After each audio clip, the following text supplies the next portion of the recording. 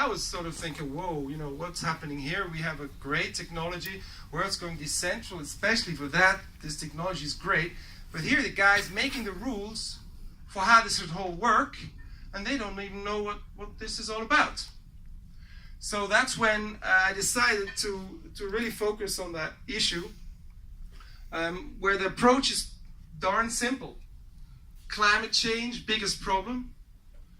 Blockchain, DLT, one of the main innovation drivers. Well, let's look at the two together. Duh.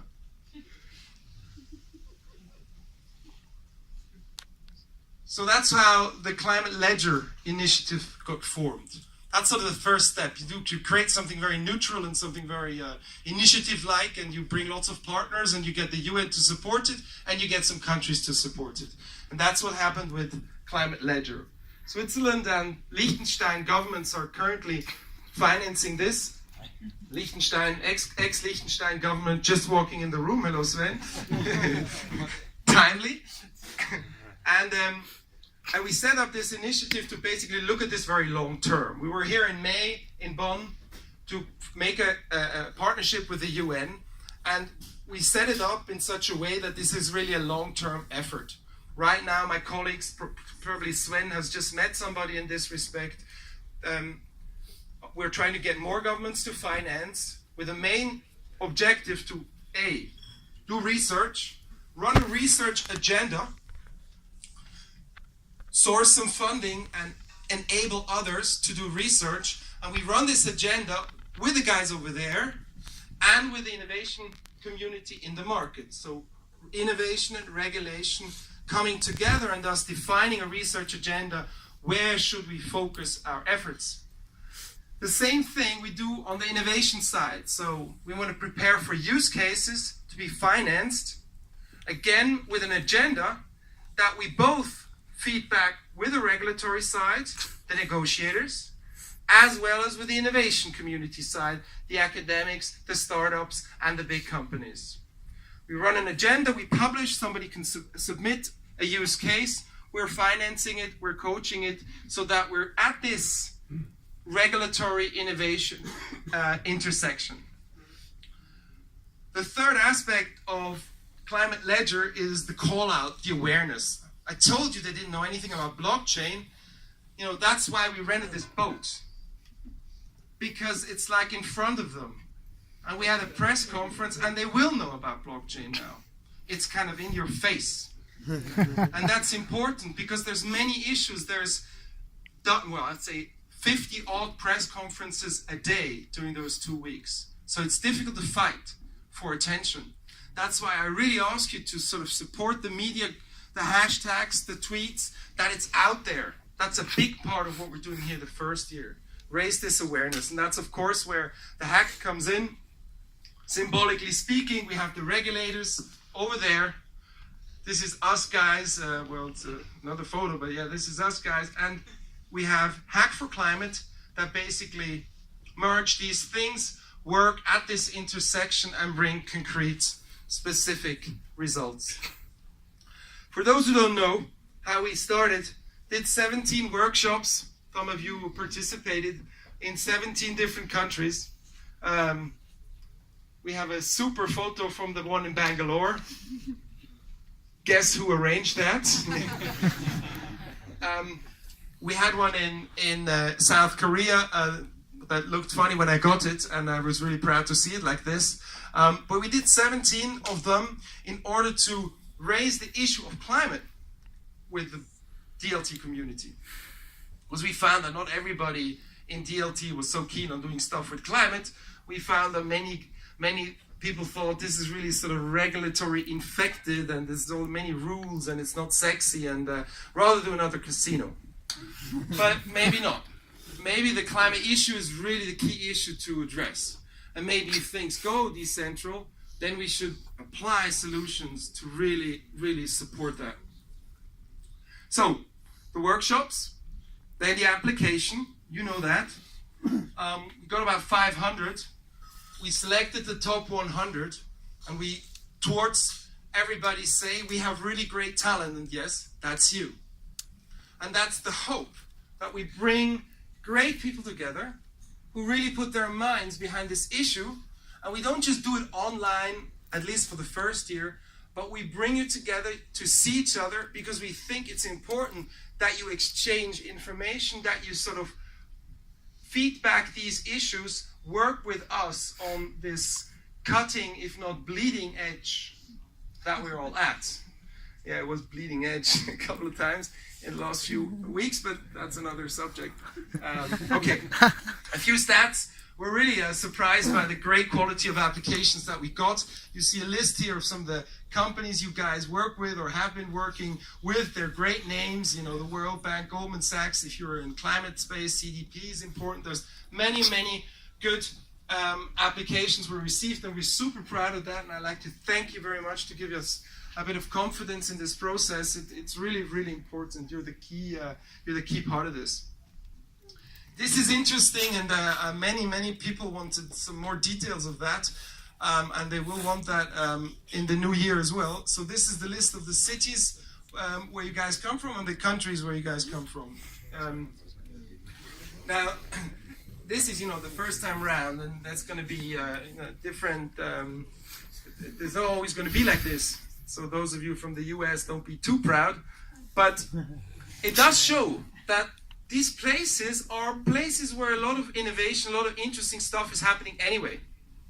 So it's not like, we got a crazy bunch of guys. The interesting thing is everybody asks me, what on earth is, Johannesburg, Bangalore, Innopolis, just ahead of London and Moscow? Yeah, the Russians have sort of set up Innopolis, and now it's on the map with Innopolis. That's also quite interesting. I was quite surprised by that. We've got an average age of 29, and the youngest participant. Who's the youngest participant? Blockchain. Woo! Look at that. Wow. I won't ask who the oldest participant is, but that's also quite cool if you, for the first time, look at DLT when you're 47. I know the challenge, and that's good. That's great. So, average blockchain experience, also quite cool, 3.5 years. Like in an emerging technology, that's good. So that's sort of a quality estimate of you guys. So we're proud of that. I hope you didn't lie on that stat, but I've been showing this around. We may do another kind of survey on this, but anyway. Okay, so now a bit of the current stuff. This is us yesterday. This is the press conference we had over at COP. This is Marion Verles, who's with the CLI, with the Climate Ledger Initiative. She's the CEO of Gold Standard Foundation. They've been doing compensation projects, certification projects, really interesting foundation. This is Vanessa Grellet of Consensus. Vanessa sits at the bar over there. Thanks for being with us. This is Julie Maupin. She's with Max Planck. Julie's over there. And she was representing IOTA because she's also a lawyer and very, very much involved with the IOTA Foundation. Then we have Thomas from Microsoft. Is Thomas here? Yeah. Where is Thomas? Thomas from Microsoft sitting on the floor. And then we have Max. Max is not here. Max is from the World Bank, Connect for Climate, because that's one of our partners. And we have really strong support from the World Bank, and that's quite important because in the work that the World Bank does, we can really benefit from this partnership. The press conference was a semi-success. We had about 20 people in the room, maximum. But we made a statement. It was the first press conference on DLT and climate.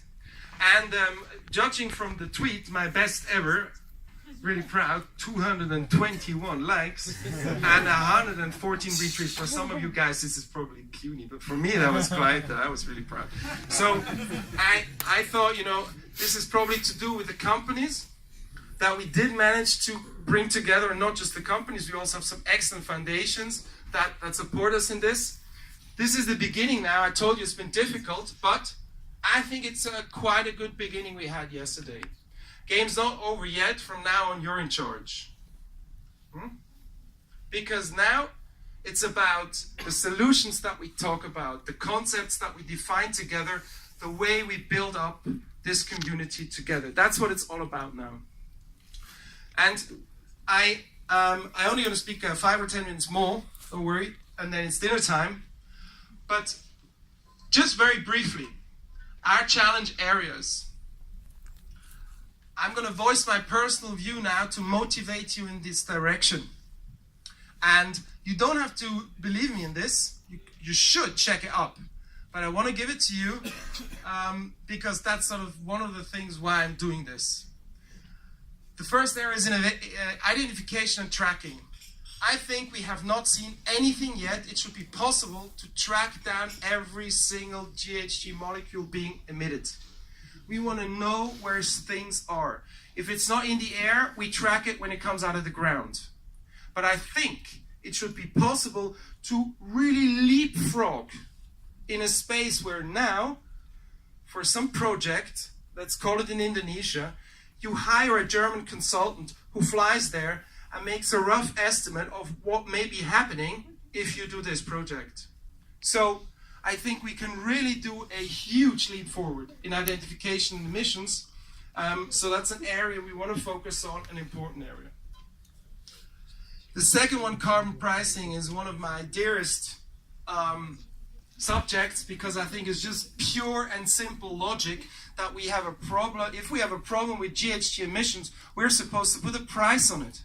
Because if you put a price on it, people start factoring it into their business plans. As a person, when you decide on buying a big car or a small electric one, as a company, if you do the same. So we need to price it. And I think also with DLT, we have unique opportunities to start pricing emissions in a different way. Many times, when I was saying this 3-4 years ago, people were coming to say, well, you can't do that. This is so much bureaucracy. And then add what happens at the border and, we don't know, and paper and this and that and the other. And that's why we have to start addressing this problem here. We need clean and neat solutions where we can say, we can price it very clearly, very fairly for everybody to see, transparently, but we need to price it. And a lot of people will all immediately think about markets when we talk about carbon pricing. That's where I don't always agree with the World Bank. For them, carbon pricing equals carbon markets. In Europe, we had a carbon market for a long time, and it's not working. And because we have so little time, I'm a proponent of at least to also emphasize on the same level as markets, pricing systems that have much more to do with taxes. That tax money, when you price carbon, can be immediately redistributed to individuals and companies. Doesn't mean the government needs to keep it. But I think carbon pricing must have as much to do with markets as with simple tax system, with tax and dividend being my favorite, because for simplistic reasons, it took very long to establish a system in Europe. We don't have the time to establish these type of systems everywhere in the world. We need simple solutions that can be implemented fast. So please don't think of only markets, also think of tax. Distributed energy is an obvious one. We will all be living off distributed energy. We've seen photovoltaic panels going down in price. We're now seeing batteries going down in price. Already in some markets, this combination leads to distributed renewable energy being the cheapest form of energy. In my hometown, that's the case at the moment. Depending on which utility you work with, but for certain utilities, it is already today the case. And we have not even seen the third main thing that's coming here. What is it? Anybody? Sorry? Energy selling. Energy selling. Yeah. Selling comes afterwards. I didn't mean selling. I mean integration.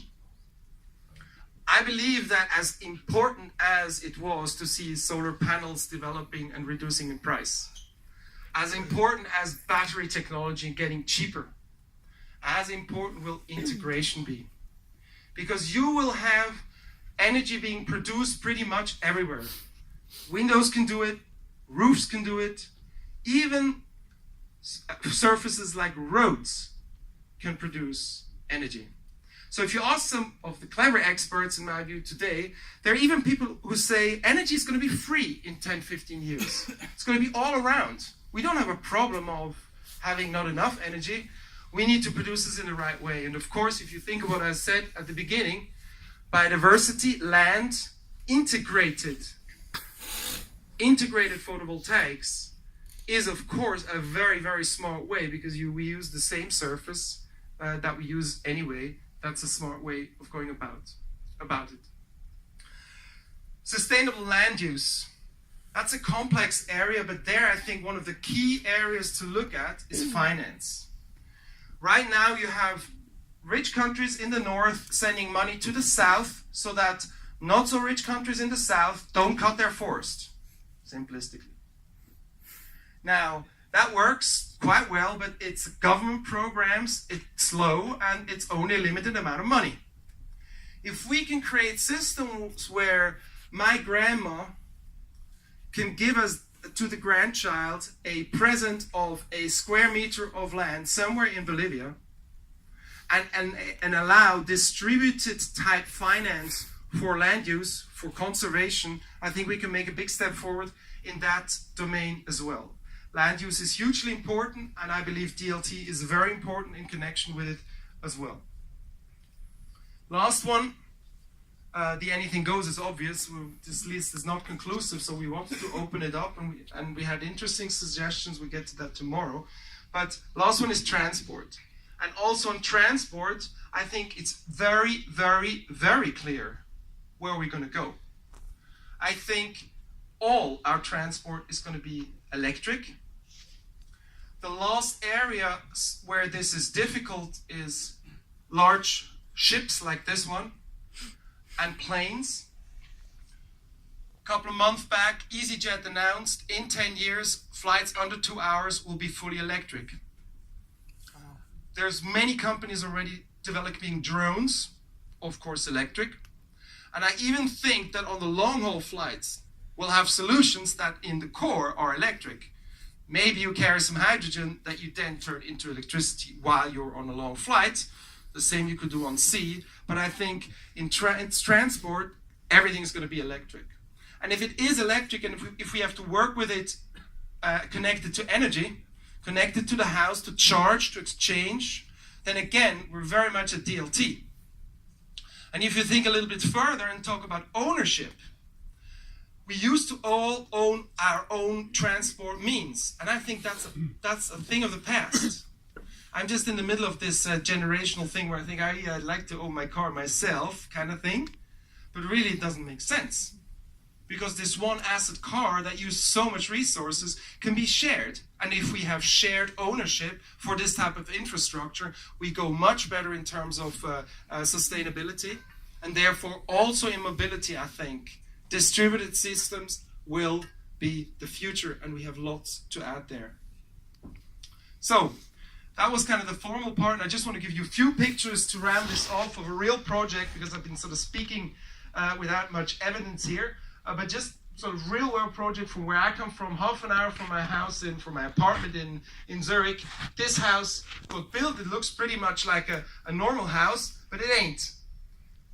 It was built last year. This is the real picture when it was finished in August last year. The interesting thing here, it's integrated. As I said, that's the new thing. You don't have a roof cover anymore on top of which you put another solar panel, because that means like 2 umbrellas, it's one layer too much. Elon Musk found that out as well, I'm sure you know. Integrated photovoltaics in the roof, and the entire roof. Not just the roof, but also the facades. So all of the facades of this house are energetically active. They either produce heat, or they also photovoltaically active. So not only the roof, but also the facades.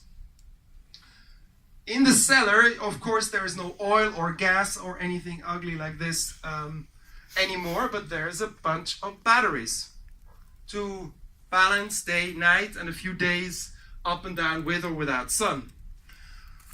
Unfortunately, I don't have a photo of this, but also in the cellar is a fuel cell. with a hydrogen tank.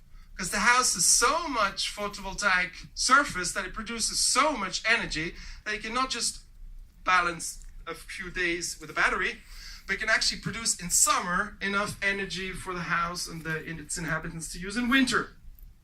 So this is the house that basically looks like the future in many sense. When the house was formally inaugurated a year ago, this is the president of Switzerland wearing these odd glasses, because what they do here is to make a showy case out of the great technology in this house. They cut the power line from the house to the power grid in Switzerland. Wow. They want to make that point to say this is a seven family house which is 100% independent and based on renewable energy.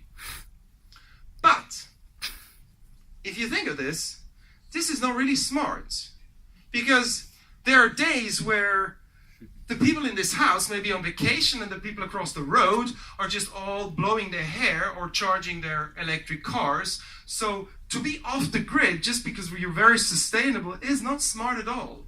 What is smart is to be fully sustainable, but then share the energy you have in a distributed way. No longer in a system that works top down, but in a system, regulation, innovation, the whole works, that works bottom up. And there again, of course, DLT can be a major part. Sharing energy bottom up, regulating ownership, information, etc. That's exactly where these type of houses should be working with, and not, cutting things through, even though it was a good PR stunt. Okay, so before I conclude, I want to give you an overview picture just where we're going with these 4 days. Loic will go into this in a bit more detail. We're here on arrival day. I spoke enough, and we'll have dinner right now, a floor down. We go and do a bit of relax. We have a good snooze of 8 hours now. We calculated the hours because they're going to get less and less. Tomorrow morning, there's going to be some briefings on some interesting tech. Some of the people will be here, some of them will be coming with webcasts. You'll hear the details, they'll come physically later, but we'll have some interesting tech-heavy input first. Then there's a social part. I won't go to details yet, it's a bit of relaxation, seeing around, stuff like that. After that, we come back here and it starts to get real. We'll have the so-called Gear Up dinner, where challenges will be pitched. And you guys are then in control, because you can say, I like this one, I'll work with this one.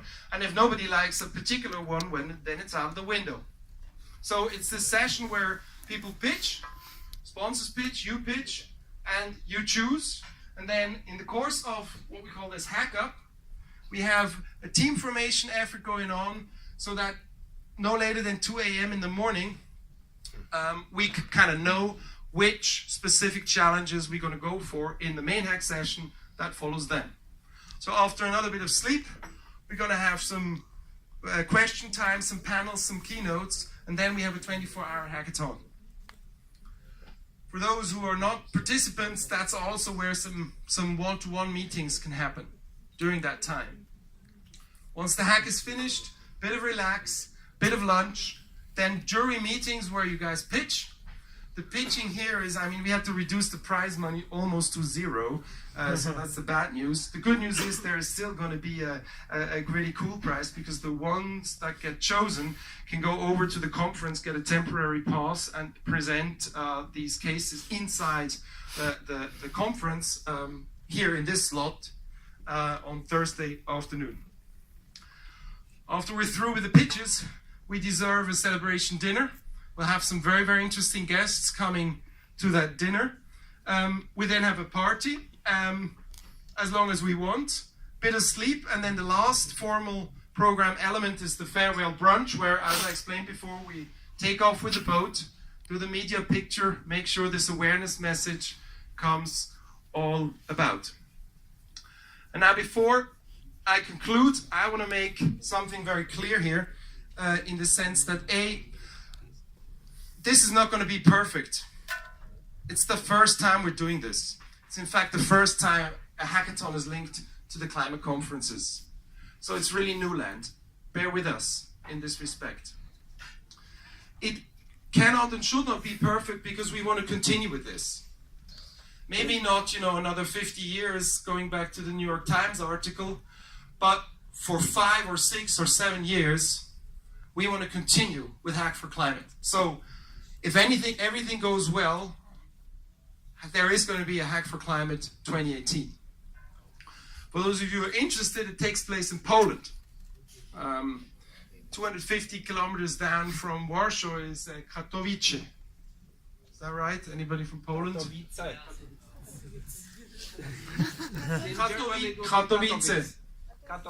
Katowice. It's in Katowice. I've already met the guys who are organizing this, and that's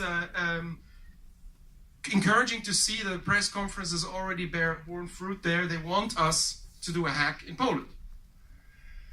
What format this hack is going to be, what we're going to do with the cases following, with the teams, which partners we should target, that's all open. And we are hoping to get as much input from you guys on this. So don't hold back with your feedback. Be nice if not everything works this time around perfectly, because it was very difficult. But think about this in a long-term way. Think about yourselves as ambassadors. That's really what the goal should be. If it goes well in this first time round, I would like you to be happy to have made great connections, to go back to your countries, and we start a movement together. You talk to your friends, you get them to apply, and we do it next time round. We build a movement on this. That's the target, and it's a needed type movement. So feel like ambassadors. And so to round off, it's action now time.